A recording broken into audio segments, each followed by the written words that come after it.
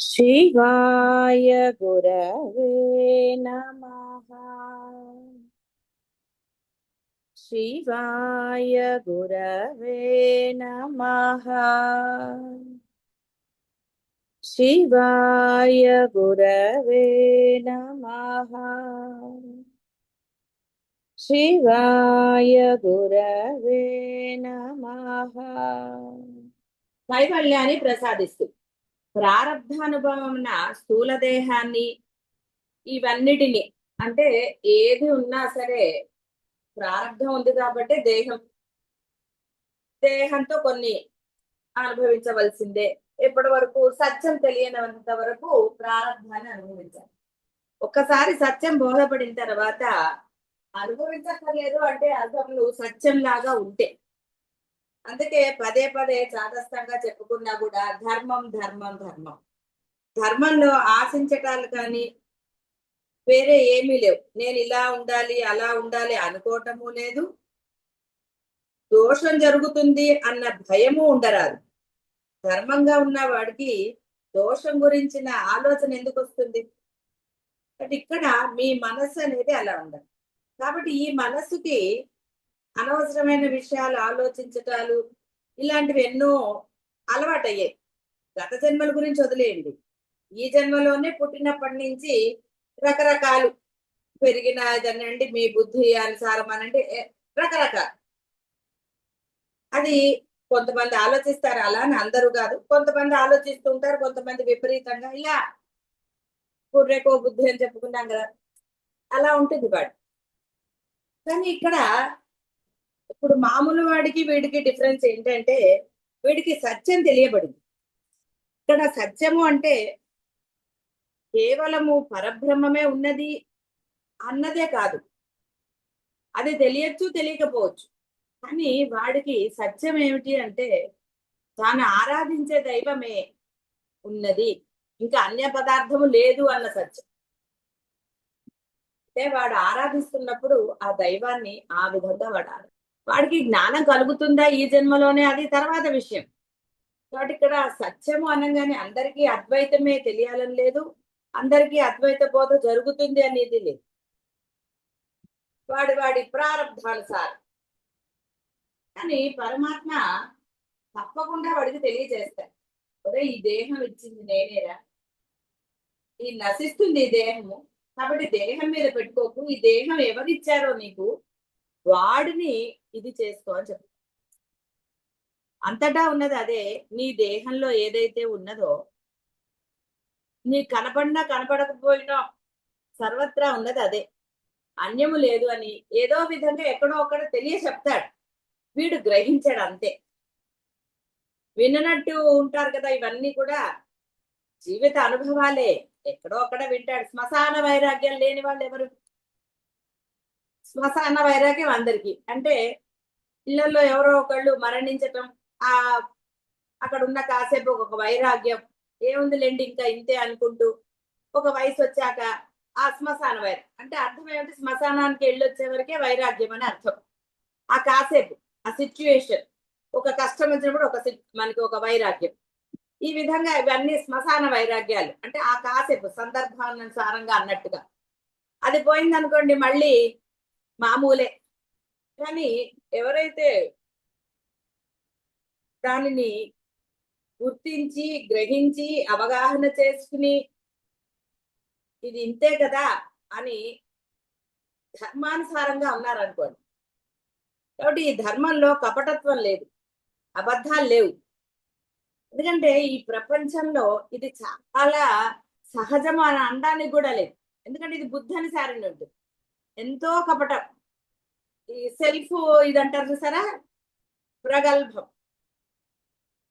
అర్జునుడిని తిట్టాడు ఆయన డైలాగులు కొట్టగాని, అయ్యో వీళ్ళందరూ నా చుట్టాలు బంధువులు చనిపోతారు ఎలాగా, యుద్ధ భూమికి వచ్చాకంటే ఎలాగా, అందుకని ప్రగల్భం అన్నాడు ఆయన. కాబట్టి ప్రగల్భాలు ఏది తాను చాలా గొప్పవాడు, తాను అసలు దోషమే చెయ్యడు, వేరే వాళ్ళతో ఇలా రకరకాల. కానీ ఇక్కడ గుర్తుంచుకోవాల్సింది అంటే నువ్వు పరమ ప్రశాంతంగా జీవించిన అన్నాళ్ళనండి అంటే సత్యం తెలిసిన వాడి గురించి అండి ఇంత గోల. ఏమండి నాకు ఏ సత్యం వద్దండి, నేను ఎలా ఉంటే అలా ఉంటాను, నాకేమీ ఇది లేదు అంటే ఇక వాడికి అసలు చెప్పేది లేదు, గొడవే లేదు. ఏదో వాడి పూర్వజన్మ సుకృతానుసారం దైవ భక్తో గురు భక్తో ఏదో కలిగింది. కానీ వాడికి ఈ బుద్ధి మారదు కాబట్టి దైవం దగ్గర గురువుల దగ్గర కపటత్వాలు చూపిస్తూ ఉంటాడు. లోభత్వం అనండి, కపటత్వం అనండి, ఇంకోటి అనండి, ఇంకోటి అనండి. అంటే ఈ బుద్ధి అనుసారం వాడు ప్రవర్తిస్తూ ఉంటాడు. ఈ బుద్ధిని కనుక వాడు నియంత్రించుకోగలిగితే, అంటే ఆ దైవ సహాయం వల్లే, గురు సహాయం వల్లే మార్గం చూపిస్తారు వాడు. నువ్వు ఆర్తితో పిలిచినప్పుడు, అడిగినప్పుడు తప్పక వాళ్ళు సహాయం చేస్తారు. సహాయం అంటే ఇంకా వేరేదేలే, తీసుకెళ్ళి అక్కడ కూర్చోబెడతారు. కానీ నీలో ఆ ఆర్తి ఉండాలి, నువ్వు దోషరహితుడు అవ్వాలి. అందుకని అమ్మంది ఇవన్నీ కాదురా, ఆ కైవల్యాన్ని నేను ప్రసాదిస్తాను. ఆవిడ ఇవ్వగలుగుతుంది. కైవల్యం అంటే అర్థం ఏంటి, ఆ మోక్షం అంటే అర్థం ఏమిటి? కాబట్టి ఈ బాహ్య ప్రపంచంలో దేని యందు కూడా అంటే సందర్భానుసారం ఎప్పుడు ఎక్కడ ఎంత ఉండాలి. గృహస్థాశ్రం వదిలేసి సన్యాసం స్వీకరించమని ఆవిడ చెప్పలేదు. నువ్వు ఎక్కడున్నావో అక్కడే ఉండు, కానీ ఆ పరమానందాన్ని అనుభవిస్తూ ఉండవచ్చు. వ్యవహారం జరుగుతూనే ఉంటుంది. వ్యవహారం పట్ల ఎటువంటి ఏ విధమైన భావ ప్రకటన కానీ, ఆ లోపల కుండలిని అంటే ఆవేశాలు, ద్వేషాలు ఇలాంటివన్నీ ఉండవు. ఏదో మాటల్లో వస్తుందా, అవి ఏవి లోపల నుంచి వచ్చేవి కాదు, ఏదో కాలక్షేపం కబుర్లాగా. కాబట్టి ఈ కపటత్వాలు, అనవసరమైన మాటలు వదిలేయాలి. ఎప్పుడైతే నువ్వు ఆ కపటత్వం వదిలేస్తావో దైవం దగ్గర, దైవం దగ్గర కూడా చేస్తారండి. మీరు కపటత్వం లేకుండా ఉండడు మానవుడు. దైవం దగ్గర కూడా ఏం తెలుస్తుందిలే అనుకుంటారు. గురువుల దగ్గర గురువులకు తెలియదు అనుకుంటారు. కాబట్టి ఎప్పుడైతే నీలో ఈ దోషాలు, అంటే ఇవన్నీ నువ్వు జాన్ పూజ్కర్ అంటారు కదా, కావాలని చేసే కాబట్టి దీనికి దోషం ఎక్కువ ఉంటుందని. ఇప్పుడు ఏదో బై ఛాన్సో బై మిస్టేకో అన్నట్టుగా ఎప్పుడన్నా చేసిన దానికి కొంత, కానీ మీరు పర్పస్లీ కావాలని ఆ కపటత్వం అనండి, అబద్ధాలు అనండి, మీరు చేసే అధర్మాలు అనండి, వాటికి దోషం ఎక్కువ ఉంటుంది. అందుకనే ప్రారంధానుసారం స్థూల దేహము, ఈ సూక్ష్మదేహము ఇవన్నీ కూడా ఇవన్నీ నాశనం చెందుతాయిరా ఎప్పుడు ఆ అమ్మ అనుగ్రహం ఉన్నప్పుడు. ఈ యొక్క శరీరానికి, ఈ దేహానికి ఎక్స్పైరీ డేట్ వచ్చే లోపలనే ఆవిడ అవన్నీ తీసేస్తుంది. అంటే నీకు ఏ చీకు చింత ఉండదు, అన్నీ ఉన్నాయి, కష్టాలు ఉన్నాయి, సంతోషాలు అన్నీ ఉన్నాయి, కానీ దేని యందు నీకు ఎటువంటి భావం లేదు. ఎస్, కష్టం వచ్చింది, ఒక నిమిషం దుఃఖం చెందావు, ఆనందించావు, అన్నీ ఉన్నాయి, కానీ దేని యందు కూడా ప్రత్యేకమైన ఒక అభిప్రాయం, భావన లేదు. ఈ స్థితి కలుగుతుందంటే రమణ మహర్షి ఉదాహరణ, పెరియవారు ఉదాహరణ. కాబట్టి ఇవన్నీ కూడా ఎన్నో మనకి శంకరుల యొక్క, మీరు అన్ని పారాయణలు చేసుకున్నారు ఏమిటి, దాని అవగాహన. కాబట్టి ముందు మీరు ఈ యొక్క ఈ స్థూల దేహంతో చేసే దోషాలు మానాలి. ఎక్కడా కూడా లేశ మాత్రమైన, ఇవి చాలా సార్లే చెప్పుకున్నాము, సరే కొత్త వాళ్ళు ఒక ఇద్దరు ఉన్నారు కాబట్టి వాళ్ళ కోసం మళ్ళీ చెప్పు. ఎందుకంటే కైవల్యం అనేది అత్యంత సులభమైనది, సందేహం ఏం లేదు, కానీ దానిని క్రిటికల్ గా చేస్తున్నారు. భూతత్వంలో చూస్తే చీమ కూడా, దోమ కూడా భయపడుతుందని, అప్పుడు పెద్దగా కనపడుతుంది కాదు. కాబట్టి సూక్ష్మమే ఆ యొక్క కైవల్యం అనేది, సూక్ష్మాతి సూక్ష్మమే అంటే అర్థమేంటి, నీవే ఆ పరబ్రహ్మం అవ్వాలి అంటే నువ్వు దోషరహితుడిగా ఉండాలి. అందుకనే సాధన, ఈ సాధన నీకు వెంటనే ఫలించాలి అంటే ముందు నువ్వు ఇలాంటి ఈ పనులన్నీ మానేయాలి. ఇవన్నీ నువ్వు కావాలని చేసేవి, నువ్వు చెప్పే అబద్ధాలు అనండి, ఇంకో కపటత్వం అనండి, ఒకళ్ళని మోసం చేయడం అనండి, ఇవి బాహ్యమైన అంటే నీ సహాధ్యాయులు అనండి, ఇంకా బయట ప్రపంచం వాళ్ళతో చేసిన దానికి ఒక లెక్క అయితే, ఈ మోసాలు, ద్వేషాలు ఉన్నాయి కదా, లోభత్వాలు ఇలాంటివన్నీ గురువుల పట్ల, దైవం పట్ల చేసేదానికి నువ్వు ఈ జన్మలో తీర్చుకోగలవా? మళ్ళీ నీలో నిజమైన పశ్చాత్తాపం, మళ్ళీ నేను చెయ్యను అన్న దృఢ నిశ్చయం కలిగి నిజంగా ఆ పశ్చాత్తాపం కలిగి నువ్వు ఏడిస్తే అప్పుడు అది క్షాళన అవుతుంది. కానీ నిజంగా అలా చేయగలుగుతున్నారా? ఆ పశ్చాత్తాపం కలిగిన 2వ సెకండ్లోనే ఆవిడ మీకు కైవల్యాన్ని ప్రసాదిస్తుంది. ఆవిడ వల్ల మాత్రమే జరుగుతుంది. ఆవిడ అంటే ఇక్కడ ఆరాధించే దైవం గురించి చెప్తున్నా కాబట్టి ఆవిడ అంటాం. ఆవిడ పరబ్రహ్మం ఒకటే, గురువు ఒకటే, భిన్నంగా ఏదీ లేదు. ఎందుకంటే అందరికీ గురువు పట్ల నిన్న మొన్న చెప్పుకున్నాం కదా, దేహం ఇప్పుడు ఆ గురు గీతలో వస్తుంది. దేహంగా చూస్తాడు. సరే అవన్నీ అప్పుడు మళ్ళీ తర్వాత చెప్పుకోవచ్చు. కైవల్య బదలు. కాబట్టి ఆ భక్తి కుదిరినప్పుడు అనన్య భక్తి. అందుకని కావాలని ఏదో ఇదిగా ఉండి అబద్ధాలు చెప్పకండి. మీరు చెప్పినవి నమ్మినట్టుగా కనపడతాడు దైవం గాని గురువు గాని. వాడికి సత్యం తెలుసు కాబట్టి నవ్వుకుంటారు. కానీ నష్టపోయేది నీవే. ఇది గుర్తు పెట్టుకుని ఆ సత్యంగా ఉంటే గనక ఆత్మబుద్ధ్యా ప్రతీకే నా మాతృబుద్ధ్యా అపి. కాబట్టి ఇవన్నీ కూడా నశిస్తాయి. ఆవిడ చేయగలుగుతుంది. ఆవిడ ఒక్కసారి అంటే ఆ పరబ్రహ్మం అనేది వాళ్ళు అంటే నీలో దోషం ఎప్పుడైతే నశిస్తుంది అంటే నీవు అనన్య భక్తి, ఇంకా వేరేది ఏమీ లేదు అని నువ్వు నిశ్చల బుద్ధితో ఎప్పుడైతే ప్రవర్తిస్తావో ఏమి వాడి సంవత్సరాలు నిన్నేం పరీక్ష పెట్టరు. ఎందుకంటే బుద్ధి నిశ్చయం అనేది సంవత్సరాలు ఉండక్కర్లా. నీ బుద్ధి నిశ్చయం ఒక్క సెకండ్ లో నువ్వు చేసుకుంటే మరో సెకండ్ లో నీకు అహం బ్రహ్మాస్మి స్థితి కలగజేయగలదు. ఎందుకంటే ఆ నిశ్చయ బుద్ధి నీలో కలగలేదు అన్నది నీకన్నా వారికే బాగా తెలుసు. కాబట్టి కైవల్య పదదాయిని త్రిపుర త్రిమూర్తి ఆది సకల త్రిత్వములగును పురాణగా పూర్వమునందే ఉండి ఉన్నదగుట పరమేశ్వరి. ఇక్కడ త్రిపురాకి మనకి 2-3 అర్థాలు చెప్తాను. కాబట్టి వీళ్ళందరికన్నా ముందరే ఉంది కాబట్టి పూర్వం అందే పురా అంటే ఇంతకు ముందే అని ఉంది కాబట్టి ఆవిడ త్రిపుర అన్నారు. తత్వత్రయేణ విభేది. ఒక బ్రహ్మతత్వమే స్థూల శరీరాభిమానియగు ఆత్మతత్వం గాను, సూక్ష్మ శరీరాభిమానియగు విద్యాతత్వం గాను, కారణ శరీరాభిమానియగు శివతత్వం గాను 3 విధాలుగా ఉంటుంది. అన్ని మూడుగా ఏదేది మూడుగా అయినదో అది ఎల్లా త్రిపుర.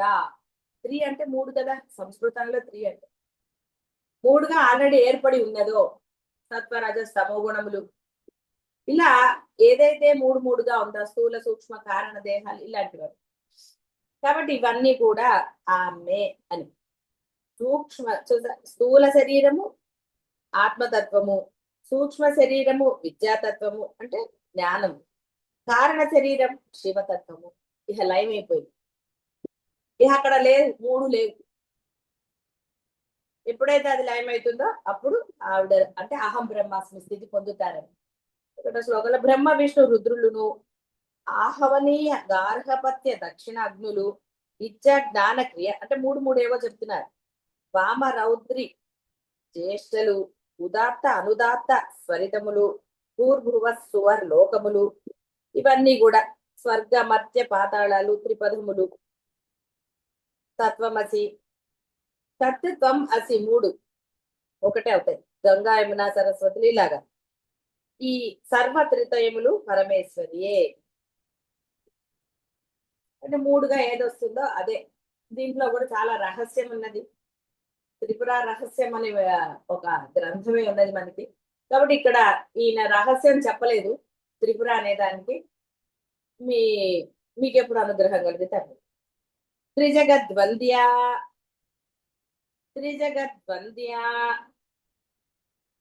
జగము అనగా ఈ జీవజాలమే. పరమేశ్వరి త్రిజగములనబడు స్వర్గ మత్స్య పాతాళ లోక వాసుల చేతను ఈ 3 లోకాలు భూహు భువహ సువర్లోకాలు ఈ వాళ్ళ చేత స్తుతింపబడి పూజింపబడుతోంది. కాబట్టి త్రిజగద్వంద్య అంటే నమస్కరించబడుతోంది. ఈ త్రిజగములు అంటే భూమి, దేవతలు ఉండే లోకాలు, తర్వాత స్వర్గలోకాలు. ఉపాసన ఉపదేశించు రహస్యాలు. సరే, త్రిమూర్తి మళ్ళీ అంటే ఏదైతే మనకి ఒక ఇదిగా చెప్పారో దాన్ని మళ్ళీ కొంత విపులంగా అంటే మళ్ళీ నీకు అందులో అర్థమవుతుందో లేదా అని ఒక భావనతో వారు మళ్ళీ చెప్తున్నారు. బ్రహ్మ విష్ణు రుద్రులు త్రిమూర్తులు, వామజ్యేష్ఠ రౌద్రులు, సరస్వతి, లక్ష్మి, కాళి, వీళ్ళు ముగ్గురు. ఈ ఇచ్చా జ్ఞాన శక్తి ఇదంతా కూడా ఆ అమ్మే కాబట్టి త్రిమూర్తి. అంటే ఇక్కడ రూపాలని చెప్పారండి. ఆ పైనేమో మనకి జగముల గురించి చెప్పారు. ఇక్కడ మూర్తి అంటే రూపం పొందిన వాళ్ళు, ఆ రూపం పొందిన వాళ్ళు కూడా ఆ అమ్మే అని చెప్పటం అన్నమాట. ఇక్కడ మూర్తి, మూర్తి త్రిద్వయం అంటే ముగ్గురు మూర్తులు అని. మూడు మూర్తులు అనే ఒక పాటలు కూడా ఉన్నాయి కదా. 3 సంవత్సరముల బాలికకు త్రిమూర్తి అని సంజ్ఞ. అంటే త్రిమూర్తి అవతారంగా అంటే 3 సంవత్సరాల బాలికకు. ఎందుకంటే ఇంకా వాళ్ళు బయట ప్రపంచంలోకి రారు, చాలా నిర్మలంగా ఉంటారు. అందుకని ఆ త్రిమూర్తి అంటే 3 సంవత్సరముల బాలిక అని చెప్పారు. ఓ దేవి, నీ శరీరమును ఈ మూర్తి త్రయం ప్రకారం శ్వేత రక్త నీలవర్ణముల 3 భాగములుగా చేశారట. అందుకని ఆవిడ 3 రూపములు పొందిట. సాత్వికీ శక్తి, బ్రహ్మశక్తి శ్వేత రూపమును, రాజసీ శక్తి విష్ణు శక్తి ఎర్రని రూపము. ఎందుకంటే విష్ణు శక్తి అంటే పాలన చేయాలి. పాలన చేసినప్పుడు వారికి దండనాధికారం అంటే కొంత రౌద్రం లేకపోతే పాలించలేరు. అందుకని ఇది ఎర్రని రూపం. ఈ బ్రహ్మశక్తి తెల్లని రూపం అంటే రంగు లేని రూపం. అందుకే బ్రహ్మము అంటే అక్కడ ఏ రంగు లేదు, అది బంగారు వర్ణమా ఇంకో వర్ణమా అని చెప్పడానికి వీల్లేదు. అందుకని అక్కడ సాత్వికీ శక్తి అంటే కరుణ అనే బ్రహ్మశక్తి శ్వేత రూపంలో ఉంటుంది. పాలించే శక్తి విష్ణువు కాబట్టి ఎర్రని రూపము. తామసీ శక్తి రుద్రశక్తి. అంటే ఇంకా ఇక్కడ తామసీ శక్తి అనగానే మనము బద్ధకాన్ని తీసుకోవడానికి లేదు. ఎప్పుడు ఎలా ఉండాలో అలాగా. శివుడు మామూలప్పుడు ధ్యానం చేస్తూ ఉంటాడు, లయం చేసేటప్పుడు రుద్ర రూపం దాలుస్తాడు ఆ విధంగా. కాబట్టి రుద్రశక్తి నీల రూపం అయింది. అంటే అక్కడ నీలము అంటే నలుపు అని అర్థం. పరమేశ్వరుడు ప్రయోజనమునకుగా త్రిమూర్తులై అటల పరమేశ్వరియు 3 అయిందిట. ఆయన ఇద్దరికి అభేదం అండి. మీరు ఎక్కడ కన్ఫ్యూజ్ అవుతారో అని ఆయన ప్రతి దాంట్లో కూడా అంటే వివరణ చేసిన ఆయన అలా 2 చెప్తున్నారు. రెండిటికి అభేదం. ఒక్కొక్క దగ్గర పురాణాలు అలా వచ్చింది కాబట్టి ఆవిడ వేరు ఈవిడ వేరు, ఆ జగాలు వేరు ఈ జగాలు వేరు అనుకోకండి. అందరూ ఒకటే. ఏకత్వ భావన మీ మనసులో స్థిరంగా ఉండాలి. అది కృష్ణుడా, విష్ణువా, శివుడా, లేకపోతే వినాయకుడా, ఎవరు అనేది మీరు అభేద స్థితి ఉన్నప్పుడు మాత్రమే ఈ యొక్క ఆ అనుభూతిని ఆనందాన్ని పొందగలుగుతారు. అనుభూతి ఆనందాలు మాటల్లో చెప్పలేనివా, మీరేదో ఊహించి చెప్పేశారా అనవసరం అలాంటివి చెప్పకండి. ఎందుకంటే నిజంగా ఒక మీకు అనుభూతి కలిగితే అప్పుడు వెంటనే జరగాలి. అంతేగాని ఈ అనుభూతి నిజమైందా కాదా అంటే అది అబద్ధమే. అనుభూతిని మీరు పరిశీలించటమేంటి. మొన్న ఒక ఆవిడ ఏదో కనపడిందని చెప్పింది. కనపడితే అది నిజమా కాదా అని మళ్ళీ మళ్ళీ చూసింది. నీకు అనుమానం వచ్చిన చోట అది ఎప్పటికీ జరగదు అంటే అది అబద్ధమే. అంటే ఇప్పుడు మీరు చెప్పేవి నిజంగా అది నిజమా కాదా మీరు గ్రహించుకోండి, అలా చెప్పకండి. మీకు అనుమానం దేనికి? అనుమానం వచ్చింది అంటే అది అబద్ధమే. పరిశీలించడానికి మీది ఎంతండి? ఏమిటి పరిశీలిస్తారు? మరలా ఒక అనుభూతి మీకు కలిగినప్పుడు మరలా ఎందుకు ఇస్తాడండి పరమాత్మ? నీకు అనుమానం ఉన్నప్పుడు. నువ్వు ఆ ఆనందంలో తన్మయత్వం పొందితే అది వేరు. తన్మయత్వం పొందకుండా మళ్ళీ జీవలక్షణంతో అనుమానం. దానివల్ల ఏమైందండి? అనుభూతి లేదు, అనుభవాలు లేవు, ఏవీ లేవు. కాబట్టి మొత్తం అంతా అబద్ధమే. కాబట్టి ఇది నిజమైన అబద్ధమా ఏ అబద్ధమో మీరే తెలుసుకోవాలి. ఎందుకని ఇక్కడ ఒక అనుభూతో ఒక అనుభవమో కలిగినప్పుడు దానిని నిజంగా తన్మయత్వం పొందిన వాడితే అసలైన అనుభవము అనుభూతి. దాన్ని పరిశీలించటంగా ఇంకోటి చేశారు అంటే అది అబద్ధం. ఇందులో ఏం సందేహం అక్కడ. పరమాత్మకు ఆవశ్యకత లేదు. అనుభూతి అనుభవాలు మీవే.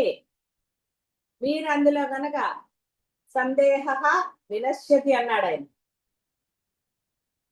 కాబట్టి సందేహం వచ్చింది కాబట్టి అది నిజం ఎలా అవుతుంది? అవ్వదు. నువ్వు పరిశీలించుకునే వరకు పరమాత్మ నీకు అనుభూతి ఇవ్వడు. ఇచ్చినప్పుడు నువ్వు అందులో తన్మయత్వం పొందలేదు అంటే అర్థమవుతుంది. కాబట్టి అది అసలు నిజంగా ఆయన ఇచ్చాడా నీ భావన అనేది మీకే తెలియాలి. అందుకని ఇలాంటివి అనుభూతి వెంటనే పంచుకోలేదు గురువుల దగ్గర అనుకున్నప్పుడు ఎందుకండి? అందుకని ఇక్కడ ఇలాంటివి అనవసరమైన, ఇవన్నీ అనవసరమైన మాటలు, అవసరం లేని మాట. కాబట్టి త్రిమూర్తి రూపం త్రిదశేశ్వరి, త్రిదశులు దేవతలు విశ్వదేవతలు. వీరికి ఈశ్వరి ఒకట పరమేశ్వరి. దేవతలకు ఇంద్రుడకు దేవేంద్ర స్వరూపిణి అని గాని తత్శక్తి యొక్క ఇంద్రాణి స్వరూపురాలని అనుకోవచ్చు. జాగ్రత్త స్వప్న సుషుప్తులను 3 దశలు, ఇక్కడ త్రిదశలను ముందు చెప్పారు కదా. దేవత త్రిదశలు కామ దేవతలు, తర్వాత విశ్వదేవతలు. ఏమాత్రము మార్పు చెందని శరీరాభిమానయకు దేవత అని గాని సృష్టి స్థితి లయములను 3 దశలకు ఈశ్వరి అని గాని భావించారు.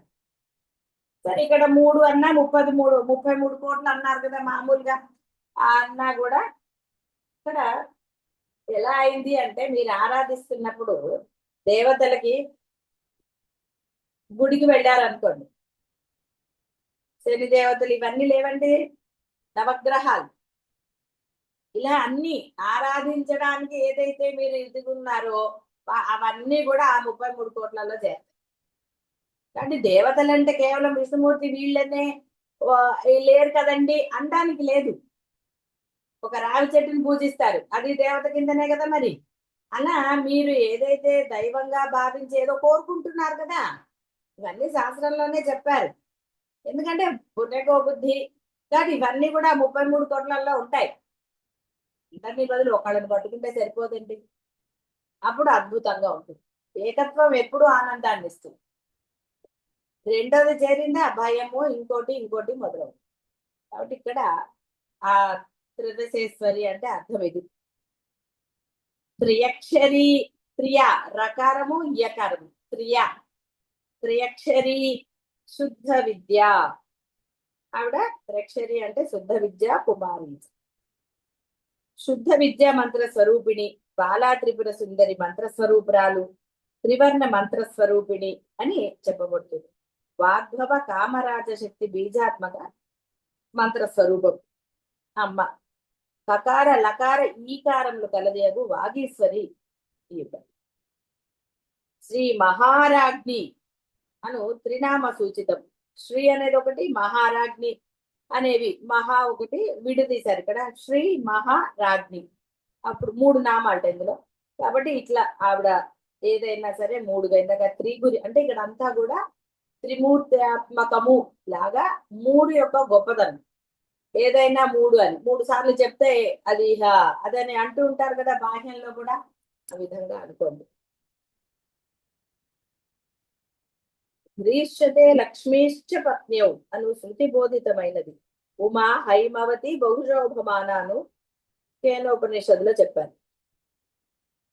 ఉమా, శైలేంద్రతనేయ, గౌరీ ఈ 3 నామాలు. సరే ఇవన్నీ కూడా ఈ మంత్రాలు కానీ ఏదైనా సరే మన ఇష్టం వచ్చినట్టుగా మనం ఎక్కడో చూసి చదివేసి మననం చెయ్యరాదు. గురుముఖంగా తెలుసుకోవాలి. బీజాక్షరాలు ఉన్నవి కానీ ఒక మంత్రం నువ్వు జపం చేస్తున్నావు అంటే అది గురుముఖంలోంచి నువ్వు తీసుకున్నప్పుడే దానికి అత్యంత ప్రభావం ఉంటుంది. అయితే ఇక్కడ గురుముఖంగా తీసుకుంటేనే వచ్చేస్తుందా అంటే అంటే పూర్వకాలం అయితే గురువు పరీక్షించి వాడికి అర్హత ఉందా లేదా. మనకి ఈ లలిత సహస్రనామం మొదట్లోనే వచ్చింది. అగస్త్య మహాముని అంత తపస్సంపన్నుడికి కూడా పరీక్ష చేసే ఇచ్చారు ఆయన. అలాగే పూర్వకాలం అలా ఉండేది కాబట్టి ఆ గురువు యందు అచంచలమైన భక్తి విశ్వాసాలు కలిగిన తర్వాతే వాళ్ళు మంత్రం ఇచ్చేవారు, ఇక మళ్ళీ అనుమానం లేకుండా. కానీ ఈ రోజుల్లో ఏంటంటే సరే డబ్బులు తీసుకుని చెప్పేవాళ్ళు ఉన్నారు, ఎలా చెప్పినా సరే మళ్ళీ గురువు మంత్రం మీద అనుమానాలు. ఎప్పుడు బాగుపడతారండి? గురువు ఇచ్చిన మంత్రం మీద అనుమానం ఉంటే అంటే గురువు మీదే నీకు నమ్మకం లేదు. గురువు నమ్మకం లేనప్పుడు గురువు ఇచ్చిన మంత్రమో నామమో నీకు ఎలా ఉంటుంది? వాడి బుద్ధి అనుసారం ఇది అంటాడు, అదంటాడు, ఏదో అంటాడు. ఎందుకంటే వాడి బుద్ధి అటు ఇటు పోతూ ఉంటుంది కదా. ఎంతటి ఇదండి, ఒక క్షేత్రంలో నువ్వు ఒక నామాన్నో ఒక మంత్రాన్నో నువ్వు స్వీకరించిన తరువాత దాని పట్ల నీకు ఎంతటి అనుమానం అండి. అంటే అర్థం ఏమైందండి, నిజంగా మంత్రం పట్ల అంటే గురువు ఇచ్చింది నిజమా కాదా, గురువు నాకు సరిగ్గా ఇచ్చాడా లేదా, వాళ్ళకేమి ఇచ్చాడు వీళ్ళకేమి ఇచ్చాడు, ఇంకా వాడు బాగుపడేది ఎట్లా, ఈ మంత్రమా ఆ మంత్రమా దాని గురించి డిస్కషన్లు పెడితే మంత్ర ప్రభావం ఉంటుందా. ఎప్పుడైతే నీకు గురువు ముఖత పొందిన, అంటే గురువు నీకు ప్రసాదించిన మంత్రాన్ని నువ్వు డిస్కషన్ లో పెట్టావో నీకు ఇంకా ఆ మంత్రం పనిచేయదు. ఎప్పుడు పెడతాడండి, అనుమానంగా ఉన్నప్పుడు పెడతాడు. మరి అవతల వాళ్ళు ఇంకా గురువు కన్నా గొప్ప వాళ్ళు అంటే కాదు, గురువు కన్నా గొప్ప వాళ్ళతో వీళ్ళే పెడతారు పెట్టరు. ఇక్కడ గురు ముఖత అంటే అర్థం బాగా తెలుసుకో. ఎవరో ఒకళ్ళు ఇచ్చిన ద్వారా తీసేసుకుని ఆ తర్వాత వాళ్ళ ఇది లేనప్పుడు, అందుకే అర్జునుడు భగవద్గీతలో ఆ యొక్క కృష్ణ స్వరూపాన్ని అంటే తత్వాన్ని తెలుసుకున్న తర్వాత, స్వరూపం అనగానే మీరు మళ్ళీ ఆయన చూపించిన స్వరూపం ఒక్కటే అనకండి, విశ్వరూపం చూపించాడంటే తత్వం అర్థమైంది అక్కడ మనకి. చూపించడానికి ఆ యొక్క రూపాన్ని చూపిస్తారు, వర్ణన చేశారు, అన్ని అందులోనే కనపడుతున్నాయి ఆయనలోనే అని. అంటే తత్వం అర్థమైంది అక్కడ అర్జునుడికి. అయిన తర్వాత అప్పుడు క్షమాపణలు చెప్పుకున్నాడు. స్వామి, ఎప్పుడో సల్లాపనలో కానివ్వండి, నీ పక్కన కూర్చున్నప్పుడు ఇలా ఎన్నో దోషాలు చేసి ఉంటాను, నన్ను క్షమించవయ్యా, మీది నేను తెలుసుకోలేకపోయానప్పుడు అని ఏడుస్తాడు. ఆ క్షమాపణ కోరుకుంటారు. నిజంగా అలా కోరుకోగలరా? జీవలక్షణం అహంకారం కోరుకోనివ్వదు. ఎంత బోధ జరుగుతున్నా ఎన్ని చేసినా ఈ అహంకారాన్ని వదలలేరు అంటే ఏదో వేరే దానికి చెప్పట్లేదండి, మీరు వదులుచుకోవటం లేదు. ఎక్కడి నుంచి వస్తుంది అహంకారం అంటే మీలోనే ఉంది, ఎక్కడి నుంచి రాలేదు. మీరు అనుకుంటే అబద్ధాలు ఆడతారు, మీరు అనుకుంటే అధర్మం చేస్తారు, మీరు అనుకుంటే అన్ని మీలోనివే, ఎక్కడ బాహ్యం నుంచి రాలేదు. వాళ్ళ గురించి వీళ్ళ గురించి మీరు అధర్మం చేయవలసిన అవసరం లేదు. చేసింది చేసి మరలా అయ్యో మీరు ఎందుకు అలా చేసా, మేము బాధపడ్డాము, ఇలాంటి మాటలు ఎందుకు మాట్లాడతారండి. అధర్మం చేసింది కాక మళ్ళీ దాన్ని సమర్థించుకుంటారా? నిజంగా బాధపడే వాళ్ళు అప్పుడే దాన్ని ఇది చేసుకోవాలి కదా. అధర్మం చేసిన తర్వాత బాధపడ్డామని చెప్పడంలో అర్థం ఉందా? దాన్ని సమర్థించుకోవటం అవుతుంది కదా. ఎవరు చేయమన్నారు అధర్మం? ఎందుకు అది అధర్మం తెలిసిన తర్వాత వెంటనే ఇది చేయలేదు, క్షమాపణ చెప్పగలిగారా? నిలదీస్తే చాలా కఠినంగా అనిపిస్తుంది అలాంటి. కాబట్టి ఈ బుద్ధి మారితే తప్ప మీరు దోషరహితులు అవ్వలేరు. కాబట్టి ఇక్కడ గురుముఖత అంటే అర్థం అది. ఆ విధంగా ఒక మంత్రం కానీ ఒక నామాన్ని కానీ తీసుకున్న తర్వాత అది ఏదైనా సరే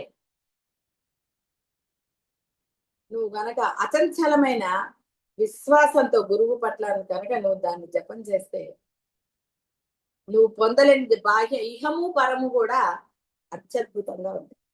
కాబట్టి అన్ని మంత్ర స్వరూపాలు అమ్మే. యుగాక్షర మాసాక్షర నిత్యాక్షర స్వరూపురాలని ఇంకొక విధంగా చెప్పారు. దివ్య గంధాఢ్యా ఒత్తులున్నాయి, గంధాఢ్యా టాకి కూడా ఒత్తు. దివ్య గంధాఢ్యా మనోహరమైన హరిచందనాది పరిమళ ద్రవ్య గంధముచే ఆవిడున్నది. చందనము, అగరు, కర్పూరము, కచోరము, కుంకుమ పువ్వు, గోరోచనము, జటామాంసి, కుందురుష్కము అను 8 గంధాలు ఉన్నాయట. ఈ ద్రవ్యములతో కూడిన గంధముచే అమ్మ అలంకరించబడి ఉంటుంది.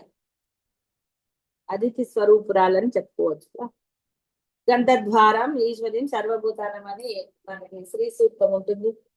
దురాదర్శం నిత్యపుష్టం కరీషిణిం అని గంధద్వారం అనే శ్రీ సూక్తంలో స్థుతించబడేది అమ్మే. అక్కడ మన లక్ష్మి అంటున్నాం అంతే తప్ప ఆవిడకి అభేదం అని చెప్పారు కదా.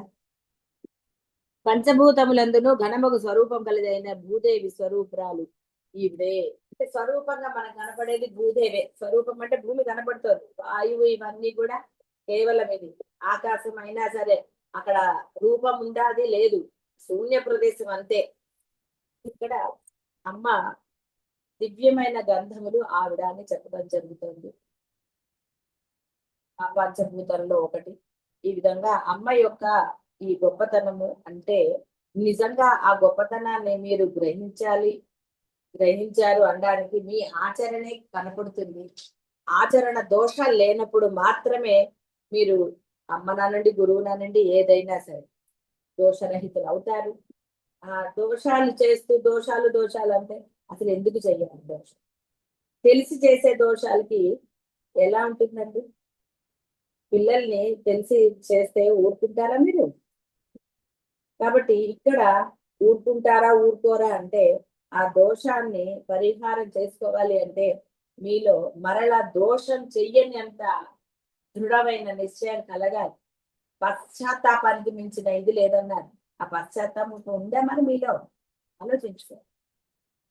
ఈ విధంగా చక్కగా దోషరహితులైతే ఏ దైవాన్ని పట్టుకున్నా, ఏ గురువుని పట్టుకున్నా, అంటే సద్గురువులే నేను చెప్పేది ఎప్పుడు కూడా శంకరులు బోధించిన సద్గురువులను పట్టుకోండి. మీకు దొరకకపోతే మీరు ఆరాధించిన దైవం పట్లే మీరు అనన్య భక్తితో ఉండండి. అనన్య భక్తితో ఉంటే దైవం పట్ల మొదట లోభత్వాన్ని కానీ ఏది చూపించకండి. అలాగే మీ ఆచరణ కూడా ధర్మయుతంగా ఉన్నప్పుడు తప్పకుండా ఆ దైవం ఇప్పుడు ఎలా అయితే అమ్మవారి గురించి చెప్తున్నారో అలాగే మీ దైవం కూడా మిమ్మల్ని ఆ కైవల్య పదంలో కూర్చోబెడుతుంది. బతికున్నప్పుడు పొందేదే కైవల్యం. శరీరం ఉన్నప్పుడే. శరీరం నశించిన తర్వాత అవన్నీ కూడా సినిమాల్లో జరిగేవి. అంతే తప్ప కైవల్యము అనేది మరణించిన తర్వాత కాదు, దేహం ఉన్నప్పుడు పొందవలసినది పొందేది. దానికి ఉదాహరణలుగానే మనకి రమణ మహర్షి, అలాగే మన పెరియవారు అంటే ఒక గృహస్థాశ్రమం లాగా మఠాధిపతిని చూపించారు. ఏదీ లేకపోతే కూడా ఎలా ఉండవచ్చో చూపించారు. మనకి రామాయణంలో వశిష్ఠ రామాయణం లాగా రాముల వారు కూడా అంతే మానవుడిగా పుట్టి ఆయన ఏవి వచ్చినా సరే ఎలా నిర్భయంగా ఎలా ఉన్నారో కావ్యం కాబట్టి అక్కడ సీతాదేవిని ఎత్తుకుపోయినప్పుడు ఆయన బాధపడ్డాడని చూపిస్తారు కావ్యం కాబట్టి. మామూలుగా అయితే ఆయన అవన్నీ ఎందుకంటే ఆ వశిష్ఠుల వారు అద్వైతం బోధించాక ఆయన ఎప్పుడు కూడా ఇది చెయ్యలేదు, ధర్మంగానే చరించారు. కాబట్టి మానవుడిగా పుట్టి కూడా ఆయన ఒక రాజయ్యి కూడా ఆయన ఎలా తన ధర్మాన్ని నిలుపుకున్నారు. ఇవన్నీ కూడా కేవలము అదే పుట్టిటి పురాణాలు గానో ఏవో కథలు గానో వింటే మీలో మార్పు అనేది జరగదు. అంటే సత్యం తెలిసి కూడా వృధానే. ఆ సత్యం తెలిసి ఒక గురువు లభించాడనో లేకపోతే దైవం అందు ఇది ఉందనో అంటే నిదర్శనం మీ ఆచరణ. అది గుర్తుపెట్టుకోండి బాగా. మీ ఆచరణ లేనప్పుడు అన్ని వృధానే. ఆచరణ అనేది ఉండి తీరాలి.